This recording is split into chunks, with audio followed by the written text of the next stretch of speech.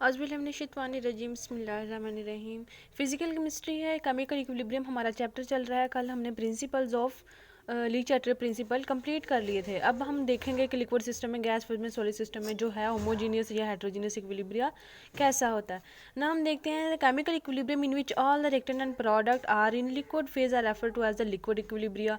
इस मतलब होमोजीनियस का मतलब है वो जो दोनों रिएक्टेंट्स हैं वो सेम फेज में होने चाहिए, दोनों लिक्विड, दोनों सॉलिड या दोनों ही गैस। तो लिक्विड इक्विलिब्रियम में है, जाहिर है दोनों ही reactant equilibrium state liquid state में होंगे। Like the gas phase equilibria the liquid equilibria also called the homogeneous equilibria. वही चीज़ जो मैं आपको पहले बता चुकी हूँ। इसमें एग्जांपल हम देखते हैं। एसिटिक एसिड और अल्कोहल को मिलाने से बनता है इथाइल एसीटेट एंड वाटर।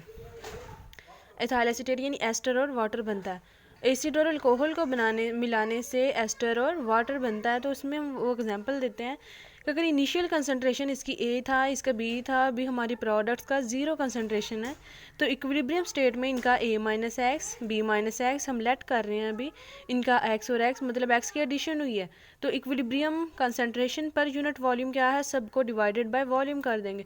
तो ज़ाहिर है हमें इसका कोस्टेंट निकालना हो तो हम सबको क्या करेंगे, प्रोडक्ट्स ओवर रिएक्टेंट्स कर देंगे। Applying the law of mass action, law of mass action के मुताबिक है कंसंट्रेशन कांस्टेंट हमारे पास क्या था, products over reactants. Now products के जो थे कंसंट्रेशन हमने यूज़ किए वही जो पीछे इक्वेशन में लेट किए थे हमने, X over V A minus X over V B minus X over V. ये वाले जो ओवर वी हैं, ओवर वाले वी ये नीचे आ जाएंगे, ये जो बटे में हैं ये ऊपर चले जाएंगे, तो बटे वाले जो है ऊपर वाले से काटे जाएंगे। नोमिनेटर डिनोमिनेटर वाले आपस में कट ऑफ हो गए। नाउ ये आ गई equation x square over a minus x into b minus x. It may be noted that the volume terms in the numerator and denominator cancel each other. Therefore हमारा फिर conclusion क्या निकलता है कि equilibrium constant is independent of volume. ये चीज़ मैंने आपको principles of Le charter जो है प्रिंसिपल उसमें भी, एप्लीकेशंस में भी बताई थी। Next one is the heterogeneous equilibria. Understood बात है जो मैंने आपको पहले बताई थी, हेट्रो मीन डिफरेंट। तो हेट्रो में जो हैं डिफरेंट स्टेजेस होंगी, कोई सॉलिड लिक्विड मिल जाएगा, लिक्विड गैस मिल जाएगा, या लिक्विड और गैस और सॉलिड मिल जाएगा। ऐसा रिएक्शन जिसमें दो डिफरेंट रिएक्टेंट्स यूज़ हो रहे हों, तो डिफरेंट रिएक्टेंट मीन्स वो डिफरेंट फेजेस में हों। फेजेस वही हैं, लिक्विड, गैस और सॉलिड। तो हेट्रोजीनियस इक्विलिब्रिया हो जाए heterogeneous equilibria in which involves two or more phases. In studying the heterogeneous system the activity terms are employed. वही चीज़ जो मैंने आपको लॉ ऑफ मास सेक्शन में बताई थी कि हेट्रोजीनियस इक्विलिब्रिया या जिसको हम कहते हैं नॉन आइडियल सॉल्यूशंस के लिए जो था, उसमें कंसंट्रेशन की बजाय हम एक्टिविटी लेते हैं। एक्टिविटी कंसंट्रेशन सी से है ना, तो एक्टिविटी ए अल्फ़ा या ए उसमें यूज़ किया गया था। The concentration of active mass of solid is assumed constant irrespective of their amount. Solid की जितनी भी अमाउंट ली है उसको हमने खातिर में नहीं लाना, मतलब उसको हमने कंसिडर नहीं करना। हमने देखना है कि जो उसका है एक्टिव मास ऑफ सॉलिड है वो कांस्टेंट अज्यूम करें। तो activity of a pure solid is always taken as unity. Solid की जो है, प्योर सॉलिड की जो एक्टिविटी है वो यूनिटी, वही इज इक्वल टू 1 होती है। Similarly activity of pure liquid वो भी यूनिटी हो गया, तो बच गई सिर्फ gas. Now value of equilibrium constant determined bye gaseous substances only.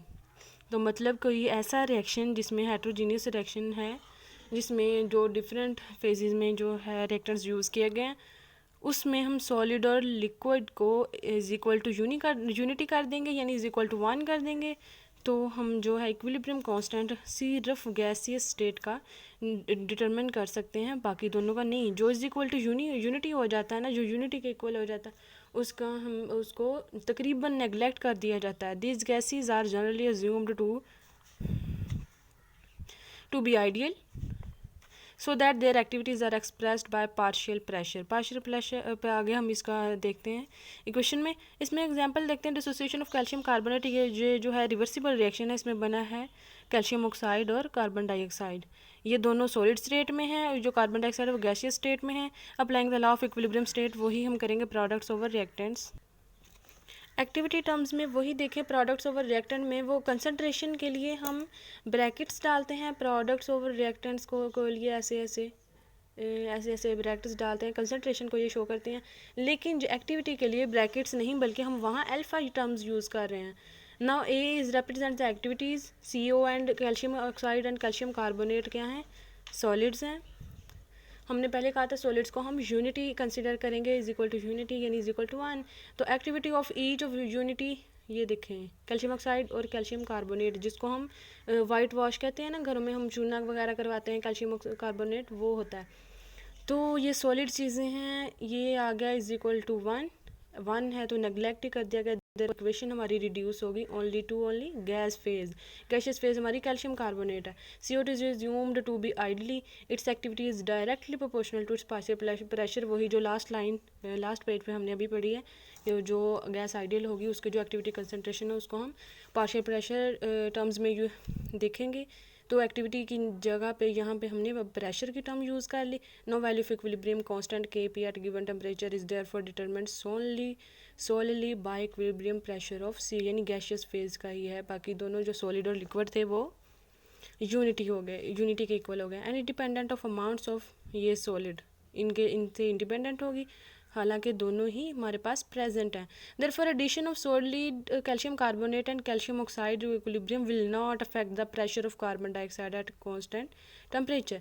जब ये यूनिटी के ही इक्वल हो गए, इज इक्वल टू 1 हो गए, तो इनका जो है प्रेजेंस, इनकी प्रेजेंस वो जो है हमारे कार्बन डाइऑक्साइड के प्रेशर को, उसकी एक्टिविटी को कोई इफेक्ट नहीं करेगी। सो एडिशन ऑफ CO2, लेकिन ये चीज़ ऐड कर दें कोई इफेक्ट नहीं पड़ेगा, लेकिन कार्बन डाइऑक्साइड ऐड कर दें तो हमारा रिएक्शन रिवर्सिबल होना शुरू हो जाएगा। Reversible mean again calcium carbonate बनना शुरू हो जाएगा, resulting in formation calcium carbonate से।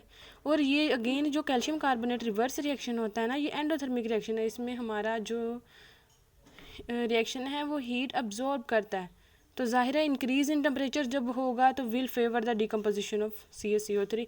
देखें CO2 हमने ऐड किया, reaction reverse towards the left आना शुरू हो गया, CaCO3 बनना शुरू हो गया। सिंस जो रिएक्शन था एंडोथर्मिक था, जो हीट है अब्जॉर्ब होगी, जब हीट अब्जॉर्ब होगी टेम्परेचर बढ़ने की वजह से वो कैल्शियम कार्बोनेट फिर टूटना शुरू हो जाएगा। इसीलिए ये रिएक्शन इधर से इधर, इधर से इधर होता रहता है, इसीलिए तो रिवर्सिबल लिखा गया। In other words more CO and CO2 will be formed.